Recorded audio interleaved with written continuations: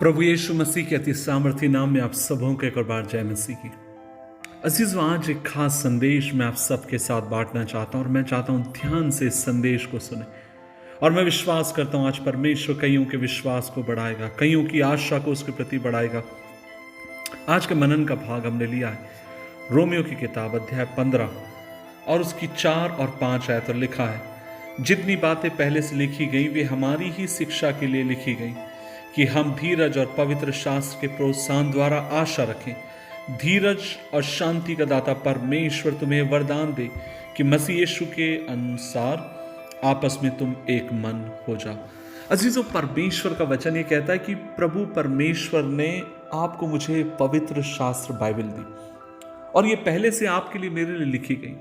अजीजों, Bible इस दुनिया के अन्य धर्म ग्रंथों से बिल्कुल भिन्न है।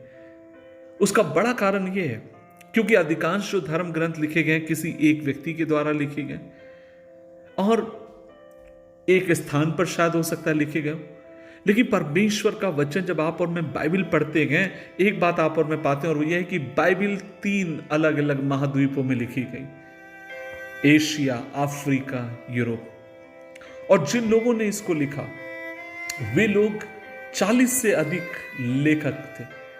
क्या आप कल्पना कर सकते हैं, लगभग 1600 से अधिक वर्षों में यह बाइबल पूरी तरीके से रची गई। किन लोगों ने इसको लिखा? राजाओं ने इसको लिखा, सरकारी कर्मचारियों ने इसको लिखा, साधारण से लोगों ने, खासकर भेड़ बकरियों को चराने वाले लोगों ने इसको लिखा, गीतकारों ने इसे लिखा, मछली पकड़ने वालों ने इसे लिखा, याजकों ने लिखा, जो लोग चुंगी लेने वाले थे उन्होंने लिखा। आप और मैं देखते हैं पौलुस एक तंबू बनाने वाला एक इंसान था, उसने इसको लिखा। और आप और मैं ये भी देखते हैं कि इसको ना केवल एक ही समूह के लोगों ने लिखा, वरन आप और मैं ये भी पाते हैं कि इसको लिखने वाले यहूदी भी थे और इसको लिखने वाले गैर यहूदी भी थे। लेकिन आप और मैं देखते हैं सर्वशक्तिमान परमेश्वर की ये योजना का एक बहुत बड़ा एक भाग था कि वह अलग अलग जगहों से लोगों को लेता है ताकि अपने वचन की वो सृष्टि कर सके। अजीजों, परमेश्वर के वचन में लिखा है, 2 तीमुथियुस अध्याय 3 उसके 16 पद में लिखा है कि संपूर्ण पवित्र शास्त्र परमेश्वर की प्रेरणा द्वारा रचा गया, अर्थात द इंस्पिरेशन द्वारा, इंग्लिश में इंस्पिरेशन है, प्रेरणा द्वारा लिखा गया।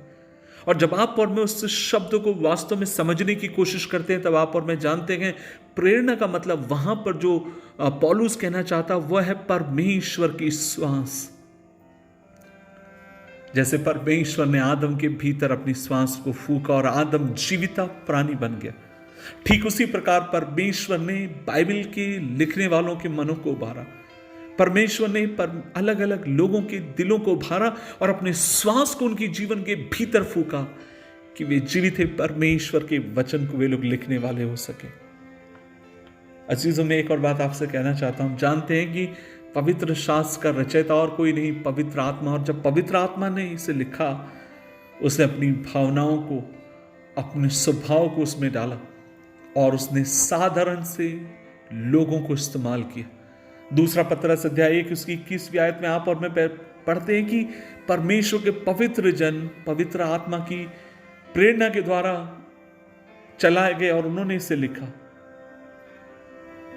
1600 साल में अलग अलग जगहों पर, अलग अलग इलाकों में वो लोग रहे और उनमें से बहुत सारे ऐसे लोग थे जो एक दूसरे को जानते भी ना होंगे, लेकिन जब उन्होंने लिखा, आप और मैं कहीं भी बाइबल में यह नहीं पाते हैं कि उन 40 लोगों ने एक दूसरे के विचारों के प्रति विरोधास्पद विचारों को उन्होंने लिखा।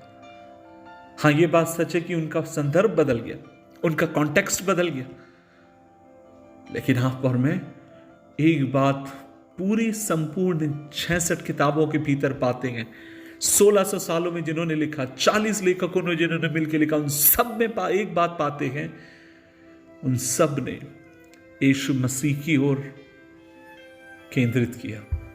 उन सब का लिखने का निचोड़, उन सब का लिखने का केंद्र जो था वो और कोई नहीं, वो प्रभु यीशु मसीह था। कई बार लोग मुझसे सवाल करते हैं कि भाई किस तरीके से मैं और अच्छे से बाइबल पढ़ सकता हूँ, किस तरीके से मैं और अच्छे से बाइबल समझ सकता हूँ। मेरे भाई मेरी बहन, जब तू परमेश्वर के वचन को पढ़ता, अध्ययन करता, करती है, पवित्र आत्मा के ऊपर आश्रित हो जा और मसीह को केंद्र बिंदु बनाकर जब तू इस वचन को पढ़ेगा, ये वचन तेरे लिए जीवित और प्रबल और प्रभावशाली होगा।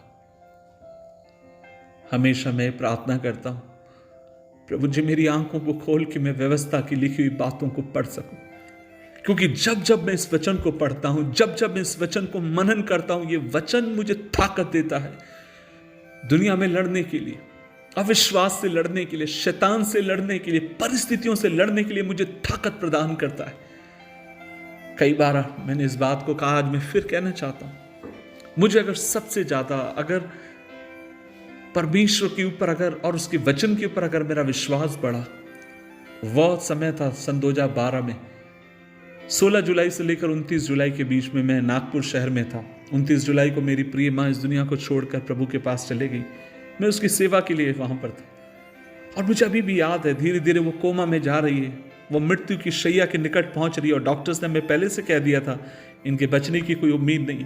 और हम लोग परमेश्वर के स्वर्ग राज्य के लिए अपनी माँ को तैयार कर रहे थे। और मुझे अभी भी याद है, जब उसके बगल में बैठता था, लेटता था, वो बार बार मुझसे कहती थी, किशोर क्या तू मेरे लिए परमेश्वर के वचन को पढ़ सकता? और मैं बार बार बाइबल खोलता, उसके लिए पढ़ता, घंटों घंटों, कई बार रात के समय उसके कान की तरफ जोर जोर से बैठकर परमेश्वर के वचन को कहता। और एक दिन मैंने उससे पूछा, क्या माँ तुझे मरने से डर लगता है?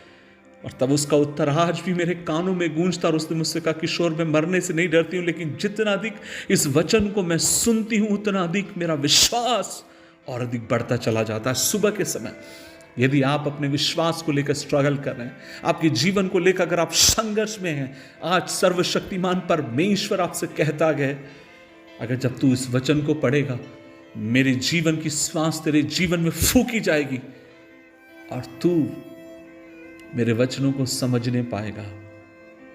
और ये वचन तेरे जीवन, तेरे परिवार, तेरे भविष्य को बदलने के लिए विश्वास योग्य है।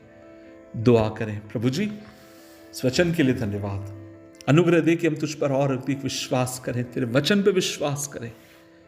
यीशु मसीह के नाम से मांगते हैं, आमीन, आमीन, आमीन।